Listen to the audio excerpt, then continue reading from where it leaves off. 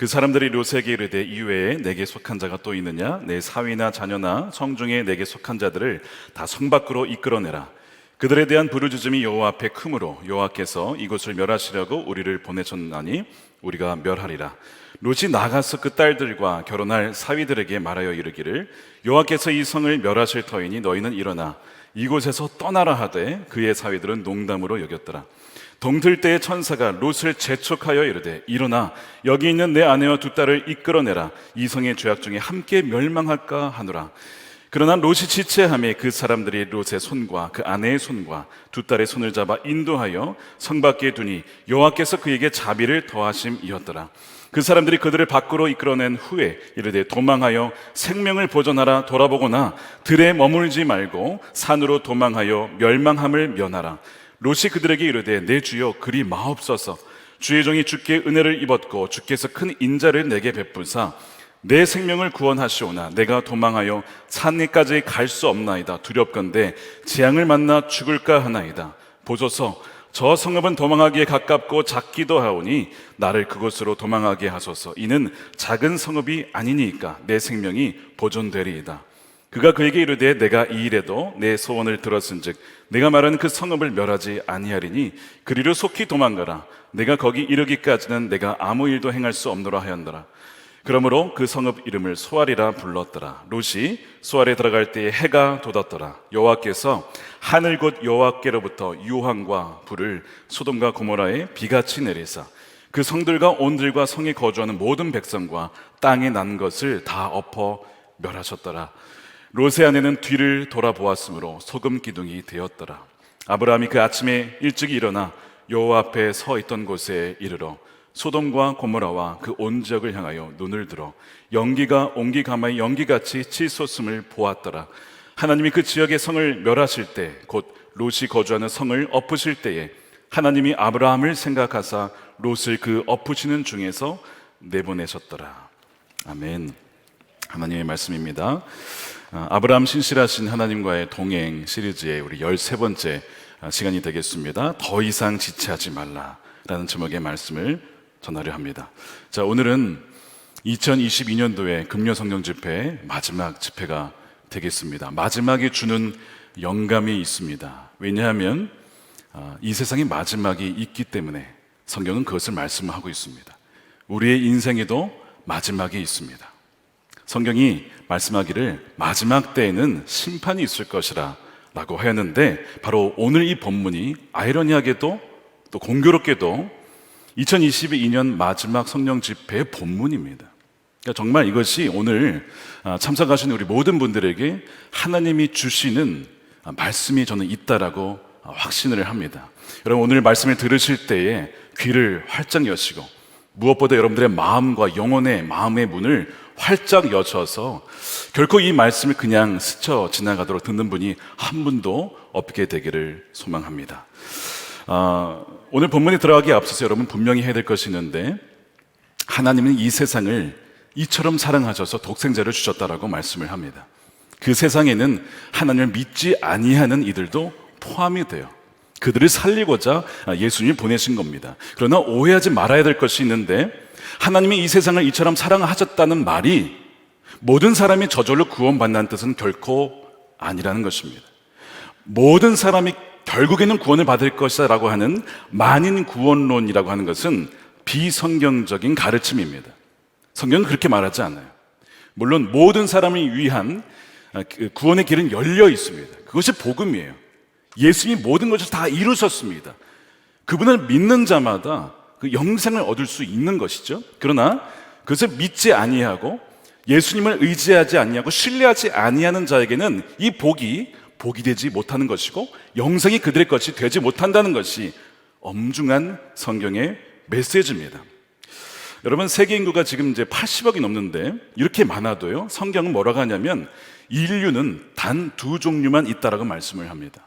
하나는 구원받는 이들이 있고요, 한쪽은 멸망하는 이들이 있다는 거예요. 한쪽은 양이 있고요, 한쪽은 염소가 있다는 것입니다. 한쪽은 알곡이 있고 한쪽은 가라지가 있다는 것입니다. 아무리 사람이 많은 것 같아도 단 두 종류밖에 없다는 것이죠. 여러분들은 어느 종류에 속하십니까? 물론 이런 경우는 있어요. 양처럼 보이는데 염소 같은 사람이 있고요. 염소처럼 보이지만 양인 사람이 있습니다. 그렇게 보일 수는 있어요. 그러나 결과적으로는 양 아니면 염소라는 거예요. 구원받았든지 아니면 멸망받든지 둘 중에 하나는 거지, 여러분 중간은 없는 것입니다. 여러분들은 지금 어디에 속해 계십니까? 그것을 보셔야 한다는 것이죠. 성경은 뭐라고 하냐면 생명으로 가는 문은 좁다라고 말씀을 해요. 그리고 문도 좁은데 들어간 길도 좁다라고 말씀을 합니다. 이해하시겠습니까? 문도 좁고 그 길도 좁아요.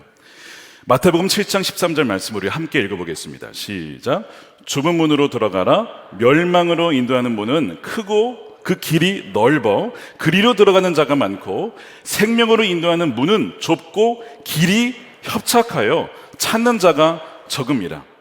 예수님의 말씀에 의하면 많은 사람들이 넓은 문으로 들어가고 넓은 길로 살아간다는 것입니다. 반면에 이 좁은 문을 찾으려 하고 그 문을 들어가서 좁은 길을 계속 걷는 이는 매우 적다라고 주님은 말씀하세요. 여러분이 서울에서 부산을 가실 때 어떻게 가시겠습니까? 요즘에는 고속열차가 있어서 그걸 많이 타고 가지만 경부고속도로를 타고 편도 4차선, 5차선을 타고 아마 주로 가실 겁니다. 누가 국도를 타고 시골길을 타고 부산에 가시겠습니까? 좁은 길이 아니라 넓은 길을 가려고 하겠죠. 이것이 당연한 것입니다. 근데 누군가가 국도를 택해서 시골길을 통해서 만약에 부산에 간다 그러면 참 미련하다, 너 왜 그렇게 사냐 하지 않겠습니까? 그런데 믿지 않는 사람들이 보기에 마치 그리스도인들의 삶이 그렇게 보일 수 있다는 거예요. 굉장히 어리석어 보이고 미련해 보이고 너 왜 그렇게 사냐 이렇게 말할 수 있다라는 거예요. 누가요? 좁은 문으로 들어가서 좁은 길로 계속 가고자 하는 이들을 향하여서. 그러니까 지금 여러분들이 세상으로부터 이런 메시지를 듣느냐 듣지 않느냐를 보셔야만 합니다. 세상이 보기에 좁은 길을 갖는 이들은 참 어리석어 보이기 때문에 그렇습니다. 노아의 때에도요, 사람들이 마음으로 생각하는 것이 항상 악할 뿐이라고 하셔서 심판이 이루어집니다. 그래서 심판이 이루어졌는데 누구만 살았는가? 창세기 7장 23절에 보니까 하나님이 다 쓸어버리셨습니다. 사람과 가축과 기는 것과 공중의 새까지 땅에서 쓸어버림을 당하였으되 오직 노아와 그와 함께 방주에 있던 자들만 남았더라. 그 많은 이들 중에 단 8명만 살아남았어요. 그런데 예수님이 뭐라고 하시냐면 인자가 다시 올 때에 마치 노아의 때와 같을 것이다, 마치 롯의 때와 같이 소돔과 고모라가 멸망할 때와 같이 그렇게 될 것이라고 분명히 말씀을 하셨어요. 그래서 예수님과 함께 신실하게 동행하는 자들만 결국 구원을 받을 거예요. 동행하던 척하는 것이 아니라 진실되게 정말 주님만을 따라가는, 요한계시록에 의하면 어린 양이 어디로 인도하시든지 그를 따라가는 자들만 결국에는 구원을 받는다는 것이 성경의 가르침입니다. 여러분들은 정말 구원받을 자이십니까? 정말 여러분들은 그 생명의 길을 걷고 계십니까? 오늘 말씀을 통해서 내가 지금 어디 길에 서 있는지, 길을 걷고 있는지를 아마 아시게 될 겁니다. 자, 성경은 결과적으로 두 종류의 사람들만 있다라고 말씀을 하는데 결과적으로는 그렇고요. 과정을 보면 오늘 창세기 19장에 의하면 4가지 종류의 사람들이 등장을 합니다. 근데 여기서 단이 아니라 이 3종류, 첫 번째, 두 번째, 세 번째 사람들은요 다 멸망을 당합니다. 이 중에 단 한 종류의 사람만 구원을 받아요. 그 4종류가 누구냐? 첫 번째는요 소돔과 고모라의 사람들이고, 두 번째는 롯의 사윗감들이었던 사람들이고요, 세 번째는 롯의 처예요. 자, 여기까지는 다 멸망을 당합니다. 그리고 4번째, 롯과 그의 2딸들은 구원을 받지만 참 부끄러운 구원을 받습니다.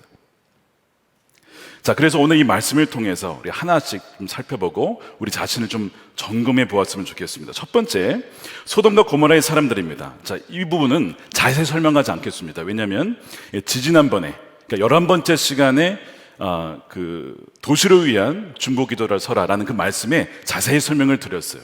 소돔과 고모라의 사람들은 어떤 사람들이었는가? 그들이 굉장히 그 죄가 컸기 때문에 하나님이 그들의 죄악이 또 사람들의 그 부르짖음이 자기에게 들렸다고 했거든요. 어떤 죄였는가? 첫 번째, 가난한 사람들을 돕지 않은 것.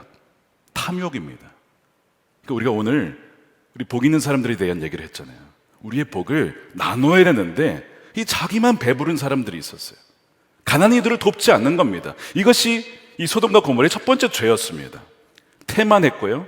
돕는 일에 태만했고 탐욕스러워서 결코 나가질 않는 거예요. 이것이 첫 번째. 두 번째, 교만했습니다. 세 번째는요, 가증한 일, 동성애를 포함해서요, 성적으로 방탕한 삶을 살았습니다. 우리가 보통 알고 있는 죄가 이 세 번째 죄일 겁니다. 아주 심각했습니다. 네 번째, 죄에 대해서 아주 당당했다라는 거예요. 죄를 짓고 좀 이거 죄 아닌가? 부끄러워해야 되는데 부끄러움은 전혀 없고요. 그것이 뭐가 문제냐? 오히려 이렇게 했던 자들이 바로 소돔과 고모라의 사람들이었습니다. 그래서 이 베드로후서의 표현에 의하면 이들은 무법한 자들이다. 그러니까 법이 없는 자들이다. 자기가 법이에요. 자기 마음대로 살아가는 이들이 소돔과 고모라의 사람들이었습니다. 하나님이 법이 없다라는 것은 자기가 법이 되어서 살아간다는 것이죠. 그러니까 소돔과 고모라의 사람들은 누구냐? 얼마든지 지금도 소돔과 고모라의 사람들이 있을 수 있어요. 누가요? 하나님의 법을 무시하고 자기 멋대로 살아가는 이들이 바로 소돔과 고모라의 사람들이었기 때문에 그렇습니다. 목사님, 이들이 복음을 듣지 못해서 하나님을 알지 못해서 그런 것 아닙니까? 라고 질문하실 수 있습니다. 맞죠? 하나님을 알았더라면 그렇게 하지 않았을 겁니다. 그런데 성경은 뭐라고 하냐면 이런 말씀을 하세요. 로마서에 의하면 이 소돔 사람들도 하나님을 알 만한 것들이 이미 보여졌다라고 말씀을 합니다. 자, 어디에 나오느냐? 로마서 1장 19절이에요. 여기 나와 있습니다. 하나님을 알 만한 일이 사람에게 환히 드러나 있습니다. 하나님께서 그것을 환히 드러내 주셨습니다. 이 세상 창조 때부터 하나님의 보이지 않는 속성, 곧 그분의 영원하신 능력과 신성이 사람이 그 지으신 만물을 보고서 온 자연세계를 보면서 깨닫게 되어 있다는 거예요. 사람은 핑계할 수 없다는 겁니다. 우주 만물과 자연을 보면은 창조주가 있구나는 것을 알게 되어 있다는 거예요. 이 태양과 우주와 이 지구가 저절로 돌아간다. 여러분 상상이 되십니까? 여러분 이 본당의 지금 이 히팅과 라이팅 이 모든 것이 여러분 저절로 된다라고 여러분 생각하십니까? 엄청난 에너지와 비용과 관리하신 분들이 계시기 때문에 지금 되는 거 여러분 다 아실 거예요. 근데 어떻게 태양은 저절로 돈다라고 생각하시죠? 자연만 자세히 관찰해도요, 하나님이 계시구나. 뭔가 창조주가 뭔가 이 우주를 설계한 분이 계시다는 것을 알 수밖에 없다는 거예요. 핑계할 수 없다는 것입니다. 그러니까 소돔과 고모라의 사람들에게도 하나님의 살아계심이 사실은 증거되었다는 것이죠. 그런데 그들은 무시했다는 겁니다. 무시한 거예요. 그래서 그들이 은혜를 받았지만 무시했기 때문에 심판을 받았다. 너무나 안타까운 일이죠. 그것이 첫 번째 불의의 사람들입니다. 두 번째가 있어요. 롯의 사윗감들입니다. 아직 사위가 된 건 아니에요. 결혼할 사람들이었기 때문에 사위가 될 사람들이었는데 이들은 롯으로부터 소돔의 멸망의 소식을 듣습니다. 자, 14절에 보니까 근데 어떻게 반응을 하냐면 롯이 나가서 그 딸들과 결혼할 사위들에게 말하여 이르기를 여호와께서 이 성을 멸하실 터이니 너희는 일어나 이곳에서 떠나라 하되 그의 사위들은 농담으로 여겼더라. 자, 두 번째 불의의 특징은 하나님 말씀을 직접 들었어요. 육성으로 전해 들었습니다. 그런데 그것을 농담으로 여긴 사람들이 바로 롯의 사윗감들이었습니다. 이 농담으로 여기다라는 이 단어가요, 이 메사핵이라고 되어 있는데 이 똑같은 표현이 이제 창세기 21장 9절에 나와요. 이스마엘이 이삭을 놀릴 때 나옵니다. 똑같은 표현이죠. 그래서 거기에 보시면 사라가 보니까 이집트 여인 하갈과 아브람 사이에 태어난 아들이 이삭을 놀리고 있었다. 자, 똑같은 단어를 이렇게 번역을 했어요. 무슨 얘기냐면 이 롯의 사윗감들이 단지 농담으로 여긴 게 아니고요, 장차 나의 장인어른이 될 분에게 아주 엄중한 경고의 생명의 메시지를 전해주었음에도 불구하고 그를 어떻게 여겼다는 거예요? 지금 우스갯소리를 여기면서 조롱했다라는 것입니다. 아유, 우리 장인어른 좀 배우신 분인 줄 알았는데 무슨 이상한 소리, 멸망을 당한다고요? 무슨 소리 하시는 거예요, 지금? 사람 그렇게 잘못 봤네. 이렇게 농담으로 여길 뿐만 아니라 조롱했다라는 거예요. 여러분 보십시오. 직접 메시지를 들었어요. 여러분, 소돔과 고모라에서 멸망이 있을 것이라는 이야기를 직접 들은 사람이 몇이나 됩니까? 거의 없습니다. 그러니까 이들은 엄청난 은혜를 받은 이들이에요. 사실상 선택받은 이들입니다. 구원받을 수 있도록 선택받은 이들이에요. 그런데 그것을 거절하고 있어요. 놀리고 있어요. 우스갯소리로 조롱하고 있습니다. 왜 그런가? 이들도 어쩔 수 없이 소돔의 사람들이에요. 그러니까 여러분, 어디에 살지, 누구와 어울릴지, 누구와 만날지는 너무 중요합니다.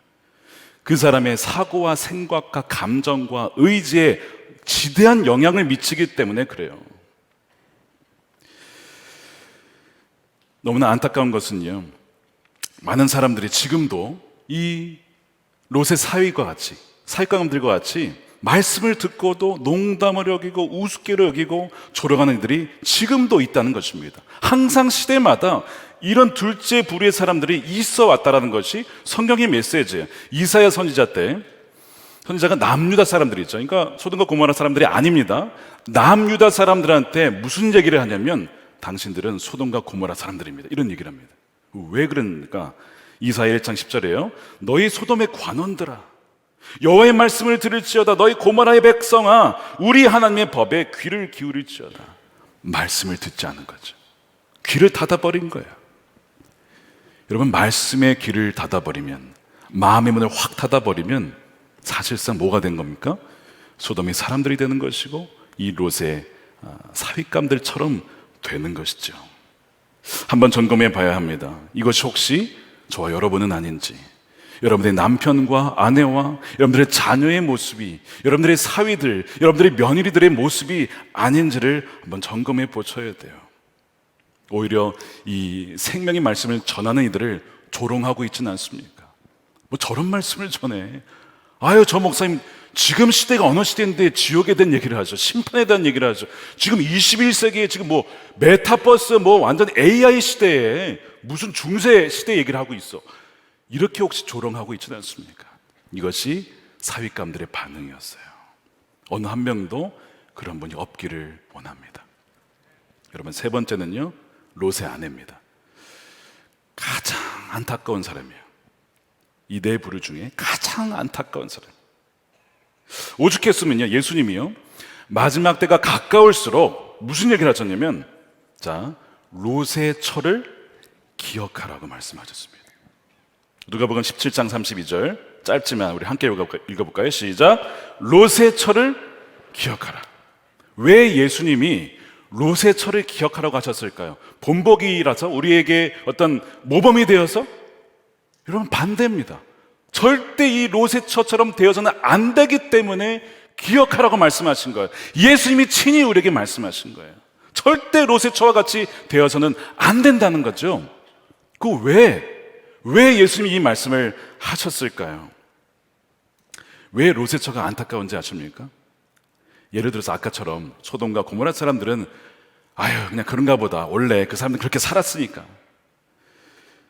롯의 사윗감들은 듣긴 들었지만 원래 믿는 이들은 아니었으니까 그럴 수 있어요. 그것도 너무 안타까운 일인데요, 롯의 처는요, 너무나 많은 은혜와 특권을 누린 사람입니다. 소돔과 고모라에서 하나님을 아는 이들이 몇이나 있었습니까? 롯의 가족 외에는 없었어요. 그렇죠? 근데 이 아내는 롯의 아내였습니다. 아브라함도 알고 있었습니다. 믿음의 조상 아브라함도 알고 있는 그 롯의 아내였습니다.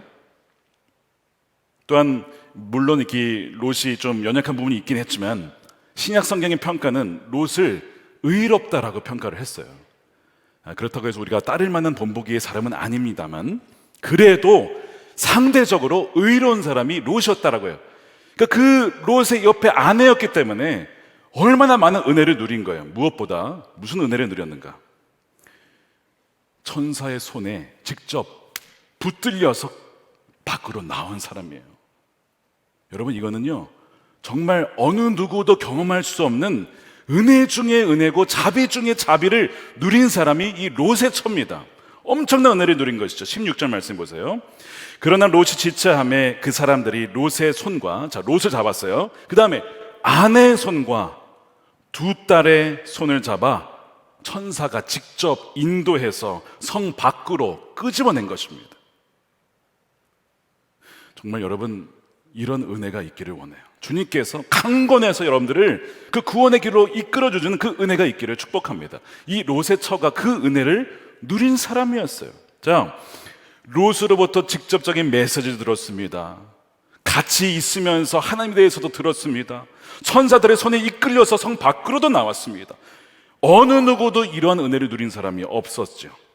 이유가 무엇이냐? 16절에 보니까요, 여호와께서 그들에게 자비를 베푸셨다. 자비를 베푸는 거에다가 더해줬다는 거예요. 자비에 자비를 더해줬다. 이것이 롯의 처가 받은 은혜입니다. 근데 충격적인 것은 뭐냐? 이렇게 많은 은혜와 자비와 특권을 누렸지만 구원받지 못했다라는 것입니다. 구원받지 못했다고요.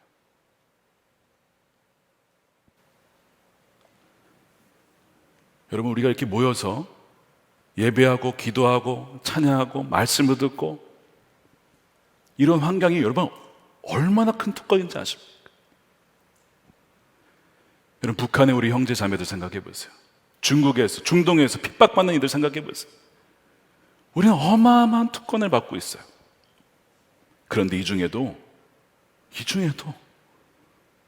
그래서는 안 되겠지만 구원받지 못할 사람이 있을 수도 있다는 거예요. 그것이 롯의 처였습니다. 여러분들의 신앙생활을 한번 점검해 보셔야 돼요.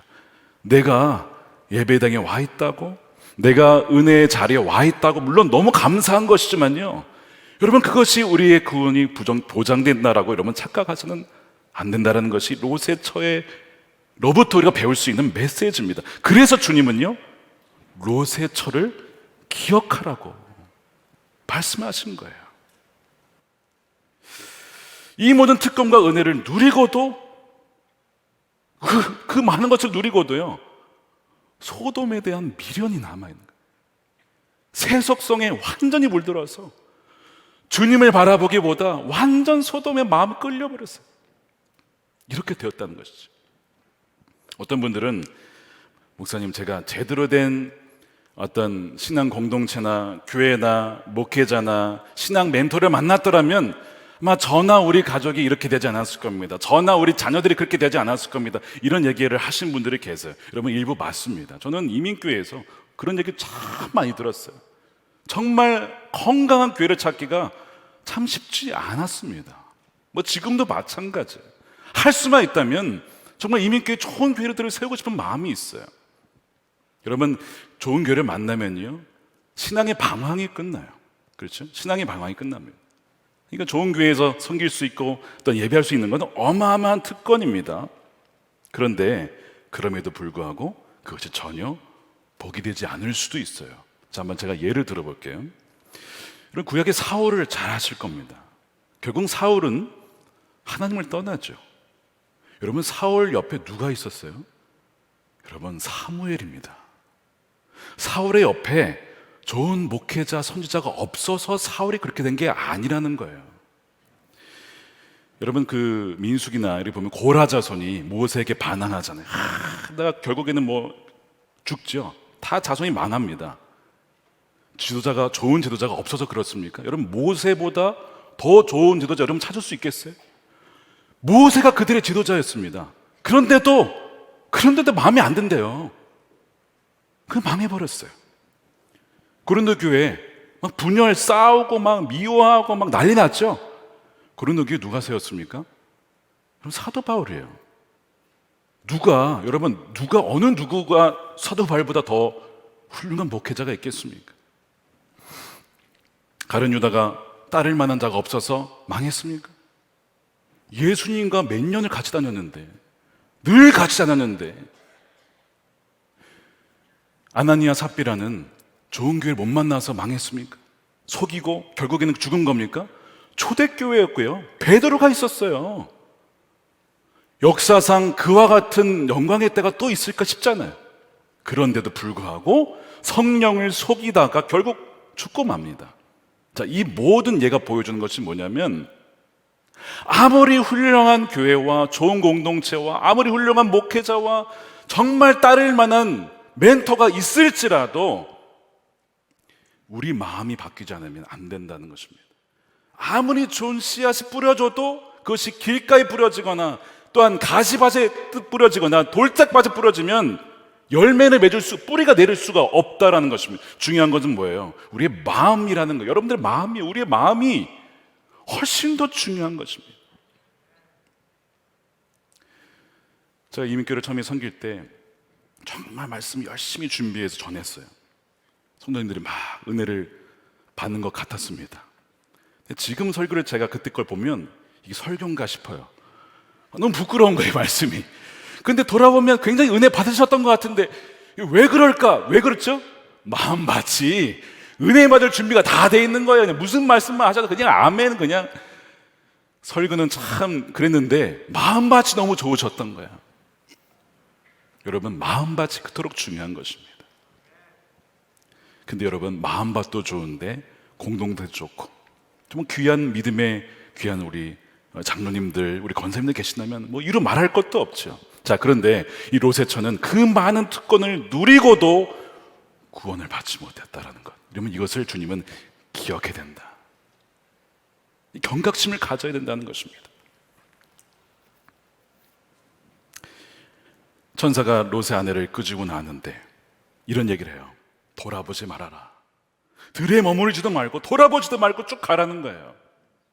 17절에 그 사람들이, 천사들이죠, 그들의 밖으로 이끌어낸 후에 이르되 도망하여 생명을 보존하라. 돌아보거나 들에 머물지 말고 도망하여 멸망함을 면하라. 너무 친절해, 천사들이. 그냥 아주 그냥 디테일하게 다 그냥 원 스텝, 투 스텝 다 알려주고 있어요. 그냥 어떻게 하면 구원받는지를 그냥 하기만 하면 돼요. 여러분, 어렵습니까 이것이? 이렇게 친절한 천사가 어디 있어요? 그런데 복잡하지도 않은데 돌아봤다니까요. 저는 약간 이 말씀을 읽는데 좀 이해가 안 간 것이, 왜 돌아보지 말라는 조건을 걸었을까라는 겁니다.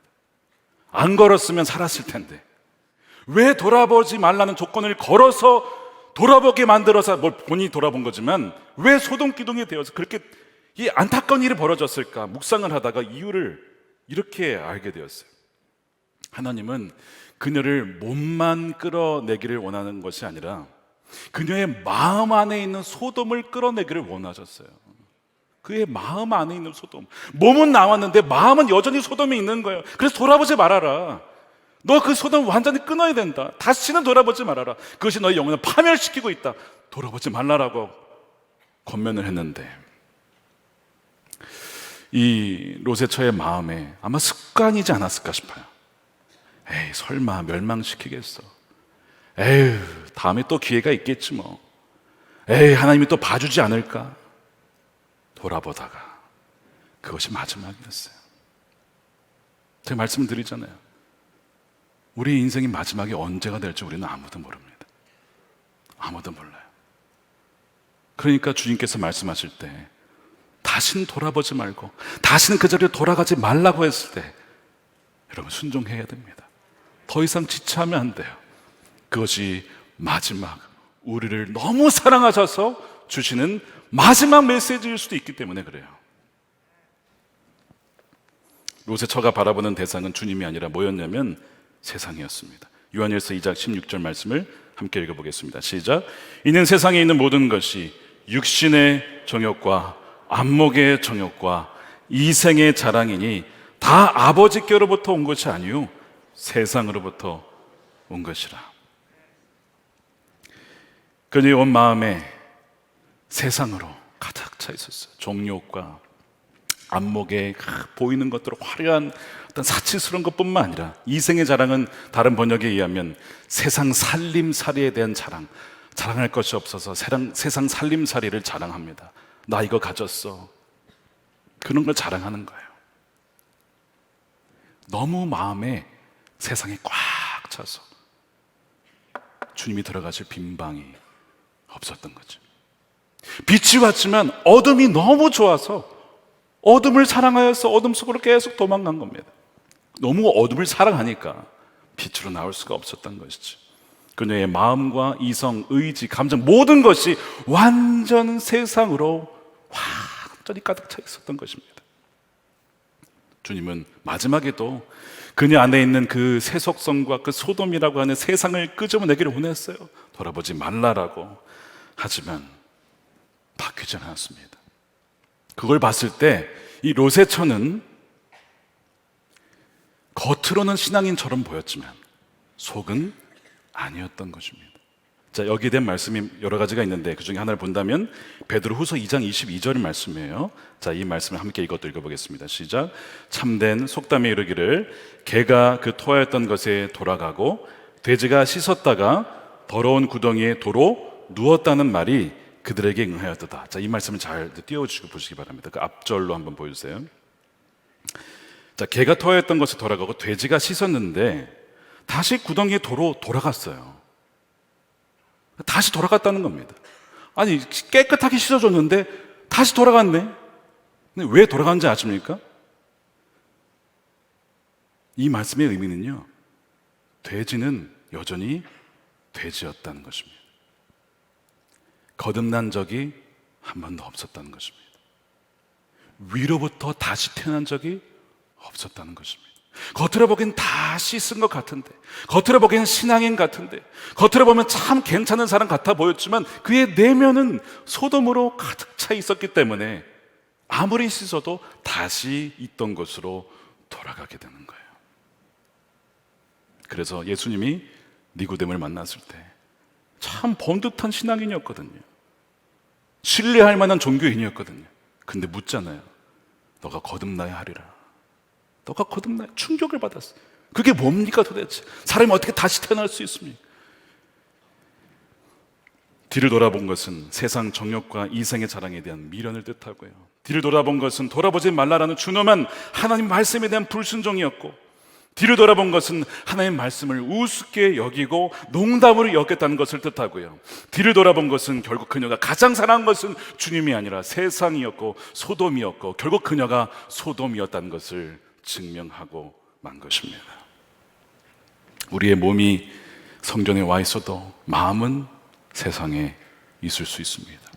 반면에 세상에 있어도 우리의 마음은 언제나 주님을 향할 수 있어요. 그것이 진정한 그리스도인이죠. 몇 달 전에 거의 죽을 뻔하였다가 살아난 청년 이야기 여러분 기억나십니까? 그때 청년의 고백이 목사님 다시는 돌아가지 않겠습니다. 이런 얘기를 했어요. 죄 가운데 허우적거리고 있던 저를 포기하지 아니하시고 기다리며 건져주신 그 사랑에 너무나 감사합니다. 목사님, 그래서 이제는 죄로 가득한 이 청년의 삶이 아닌 예수로 살고 예수로 죽는 예수님과 동행하는 삶을 살겠다라고 고백을 했어요. 저는 한 주간에도 몇 번씩 이 청년 생각을 하고 기도를 해요. 주님, 이 청년 다시 돌아가지 않게 해주십시오. 진정 위로부터 거듭나서 주님과 동행하는 자가 되게 해달라고. 근데 여러분, 이 청년만이 아니라 여러분 모두를 향한 저의 기도입니다. 주님이 저에게 맡겨주신 것은 다른 거 아니에요. 여러분 모두가 구원을 받을 뿐만 아니라 주님과 신실히 동행하다가 주님을 만나는 것입니다. 그게 저에게 주어진 사명이고 제가 감당해야 될 십자가입니다. 주님은요, 롯의 처를 기억하라고 그래서 말씀을 하신 거예요. 여러분, 그녀는 뭐 대단한 범죄자 아니었습니다. 가늠한 자도 아니었습니다. 강도도 아니었습니다. 도둑도 아니었습니다. 폭행자도 아니었습니다. 그저 그냥 세상을 사랑한 여인이었습니다. 그래서 멸망을 당한 거예요. 이것이 참 두려운 일입니다. 마지막입니다. 롯이에요. 제가 두 딸이 있지만 두 딸은 일단 제외를 하고 롯만 다루고 마치겠습니다. 유일한 생존자죠. 정말 놀라운 은혜를 받은 사람이에요. 그렇다고 우리가 따라할 본복이 있냐? 그렇지 않습니다. 왜냐? 머뭇거리고 지체하는 사람이었기 때문에 그렇습니다. 16절에 롯이 지체하며 지금 멸망한다라고 천사가 잡아 끌고 있는 상황에서 계속 지체를 하고 있는 거예요. 머뭇거렸습니다. 말씀을 듣고도 계속 이 소돔과 자신이 쌓았던 명성과 재산과 모든 것이 미련이 남는 것이죠. 뭐 그럴 수 있을 것 같아요. 근데 만일 천사가 강권적으로 끌지 않았다면 롯도 죽었을 겁니다. 왜 그는 머뭇거렸을까? 재산 때문에, 명예 때문에, 뭐 어떤 거기서 오래 살아서 추억이 있었을까요? 뭐 그런 것도 있겠죠. 그러나 근본 원인은 그것이 아닙니다. 소돔이 망할 것이라는 경고의 말씀을 들었지만 온전히 그도 믿지 못한 것이죠. 이 머뭇거리는 신앙, 지체하는 신앙이 성경에 종종 등장합니다. 어디에 또 나오냐면 열왕기상 18장에 엘리야가 이 이세벨과 이제 대결을 하죠. 바알 선지자가 싸울 때 시작하기 전에 백성들이 지켜보고 있어요. 왜 지켜보느냐? 하나님이 진짜냐, 바알이 진짜냐 이제 결정을 해야 되는데 이 머뭇거리고 중간에. 그래서 엘리야가 뭐라고 하냐면 모든 백성에게 가까이 나아 이르되 너희가 어느 때까지 둘 사이에서 머뭇거리느냐라고 얘기하거든요.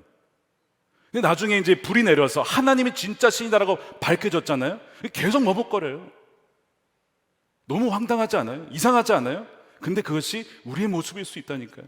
말씀을 들었습니다. 경험했습니다. 아, 하나님 살아계시구나. 그런데 다시 말씀을 따라가려고 하는데 머뭇거리고 있어요. 돌아와서는 다시 머뭇거리고 있어요. 연약한 믿음이죠. 믿음이 없기 때문에 그래요. 이것이 롯의 영적인 상태였습니다. 롯은 소돔으로 갈 때부터 믿음의 선택이 아니라 눈에 보이는 대로 선택했던 전력을 가지고 있어요.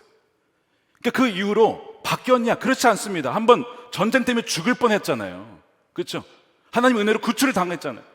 야, 하나님 나를 죽을 뻔해서 살려주셨네. 엄청난 은혜예요. 그러면 소돔을 떠나야 되는데 계속 거기에 주저앉아 머물고 살고 있는 거예요. 이게 롯이라고요.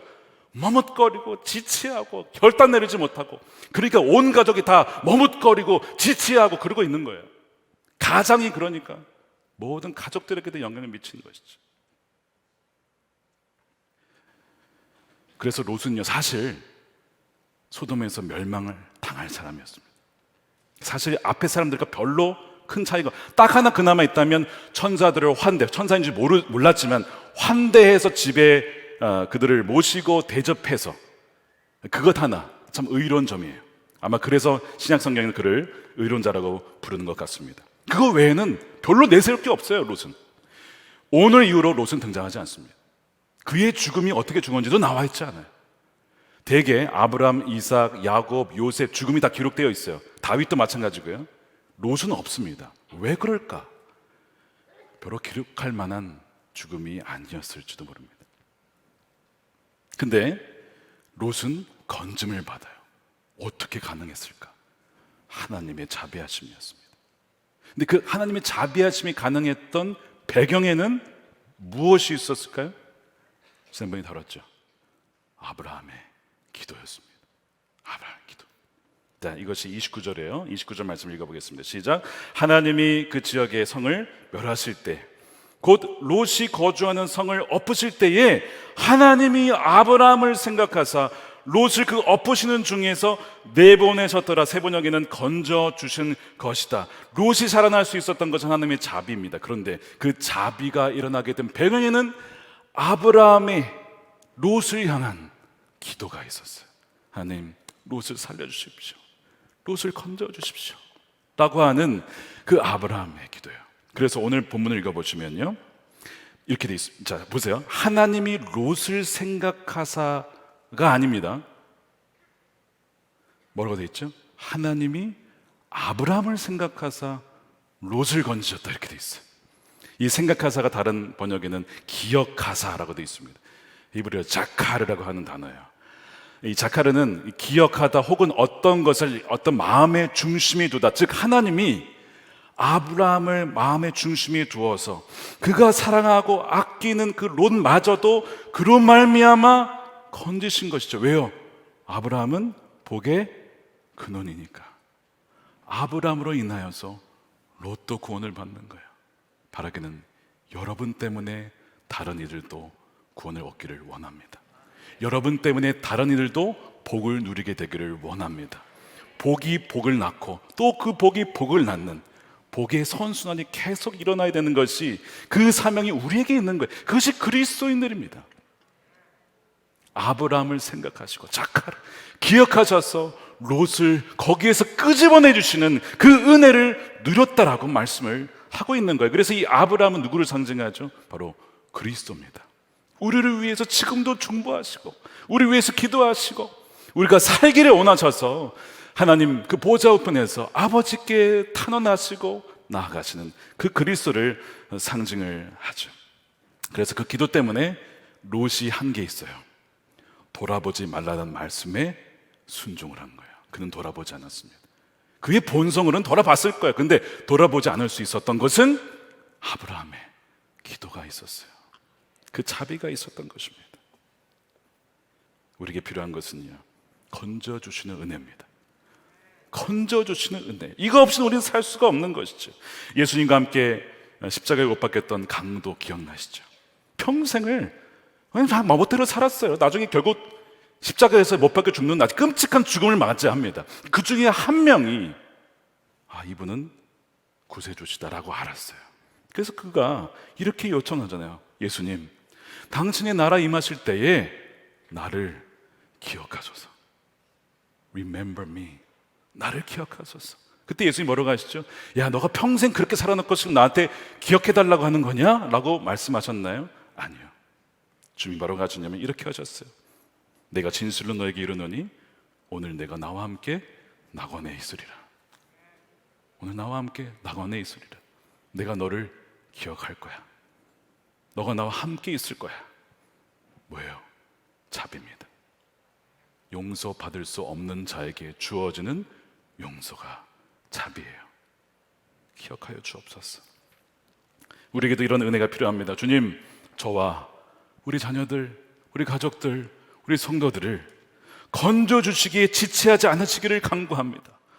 건지시는 데에 머뭇거리지 않기를 원합니다. 주님, 강건하여 주셔서 우리를 구원하여 주옵소서. 이렇게 대담하게 주님께 우리 기도했으면 좋겠어요.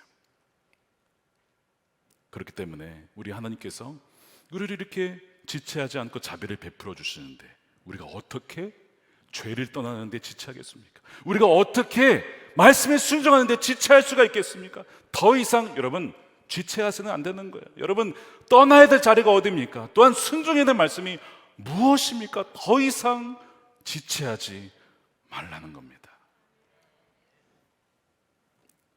마지막 마무리하면서 오늘 본문에 보면요, 사실 5번째 부류의 사람이 등장합니다. 누굴까요? 천사들입니다. 천사들이 너무나 중요한 역할을 했어요. 천사들이 롯에게 이런 얘기를 합니다.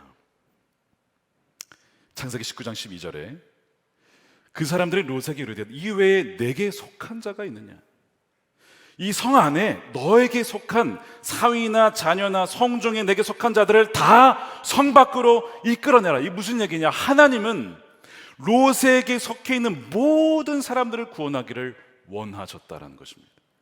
그러니까 지금 여러분들에게 속해 있는 모든 사람들을 주님은 구원하기를 원하신다는 것을 여러분 믿으시기를 축복합니다.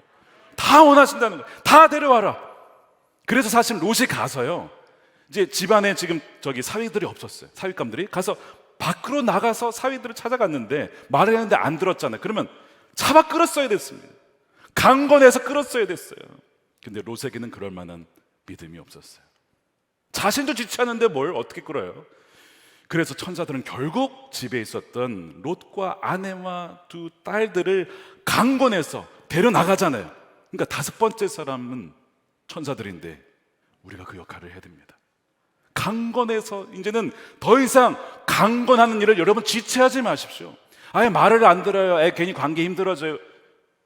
오늘 이 천사가 주는 메시지 뭐예요? 강권하라는 것입니다. 요즘에 여러분 새벽기도 보시면 새벽기도에 초등학생들, 어린애들이 나와요. 어떻게 나왔을까요?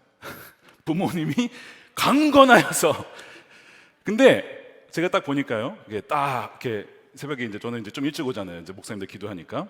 그럼 초등학생들 이렇게 앉아 있는데 표정이 이렇게 본건이 있어가지고 우리 엄마 아빠가 이렇게 하거든. 아침에 오면 그러고 앉아 있는 거 너무 귀여운 거예요, 애들이. 뭐 어떤 거래가 있었는지는 모르겠지만, 뭐 새벽 기도하면 뭐 돈을 준다건 뭔지 모르겠지만, 어쨌든 나와 있는 게 너무 귀한데요. 저도 유치원 때 엄마에게 이끌려서 새벽에 나온 적이 있습니다. 근데 무슨 말씀인지는 전혀 모르죠. 근데 뭐가 기억나냐면 의자에 누워 있었던 것이 기억이 나요. 근데 그때가 너무 은혜로운 추억으로 남아있어요. 어머니에 의해서 강건하여 나와 있는 그 어린 저의 모습 한번 생각해 보세요. 강건하였는데 살았다는 거예요. 그 은혜가 있어요.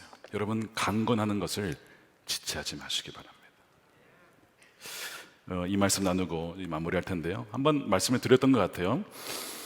저희 아버님은 하나님의 강건하심으로 사신 분입니다. 아시죠? 6.25 때, 이제 한 1950년대 초반입니다. 저희 아버님은 국민학생 때 할머님이 포목 장사, 이 옷감 장사를 하셔서 시장에 팔다가 이제 하루가 다 지어가는데 수요일이었습니다. 이제 정리하고 집에 가야 되는데 갑자기 큰 외삼촌이 오늘 수요일이고 저녁이 있고 늦었으니까 밥 먹고 예배 드리고 자고 다음날 가라고 강권을 하신 거예요. 그래서 원래 트럭에 다 탔다가 할머님이 그럴까? 막 이러고 있는데 뭐 계속 얘기를 하니까 그러자, 그러면 가지 뭐. 그래서 내려와서 다시 트럭에서 할머님과 저희 아버님은 밥을 먹고 수예배를 드리고 그 다음에 다음날 가게 되었는데, 수예배를 드리던 중에 사이렌이 울려서 무슨 일인가 난리 나서 보니까 그 트럭이 그 당시에 이제 무장 공비들, 남아 있었던 북한군들에 의해서 습격을 당해서 다 사람들이 죽은 거예요. 너무나 안타까운 사건이죠. 근데 그 일이 있었어요. 그러니까 갑자기 그때 큰 외삼촌이 왜 거기 나타나셨을까? 천사가 아니었을까? 예배 드리자라고 했던 그 말 한마디. 아버지가 돌아가셨으면 뭐 저는 여기 자리에 없겠죠. 예, 산 거예요. 근데 하나가 더 있습니다. 이건 최근에 알게 된 거예요. 저희 큰 고모님을 통해서. 그날 저녁에 큰 외삼촌 댁에서 이제 예배 드리고 잤잖아요. 저희 친할아버지가 집에 아내랑 아들이 안 돌아오는 거예요. 해가 졌는데도. 걱정이 되죠. 무슨 일이 있을까? 막 기도를 드렸어요. 집에 하나. 전화기가 없잖아요, 그 당시는. 꿈을 꿨는데 집에 산사태가 쫙 덮치려고 하는데 집 앞에서 딱 멈춘 꿈을 꾸신 거예요. 뭔가 심각한 일이 벌어졌는데 하나님의 자비로 살았구나 것을 알았어요. 다음날 하모님이 오셔서 있었던 사건을 얘기해 주시니까 하나님이 이것을 보여주신 것이구나 알게 되었다는 거예요. 그날, 바로 그날 그 시간에 기도하면서 가족들을 위해서 간구하였다. 하나님의 자비 아니었다라면 다 죽었을 겁니다. 저는 아버님으로부터 그 얘기를 듣고 저희 아이들에게도 그 얘기를 하면서 우리 가족은 원래 있을 수 없는 가족들이었어. 다 죽었을 거야. 하나님의 전적인 자비하심으로, 우리가 뭐 잘나서, 우리가 뭐 의로워서 절대 그렇지 않아. 하나님의 자비하심으로 우리는 산 거야. 너희들 꼭 기억해야 된다. 그 얘기를 계속 반복해서 들려주곤 합니다. 여러분, 강건하시기를 지체하지 마십시오.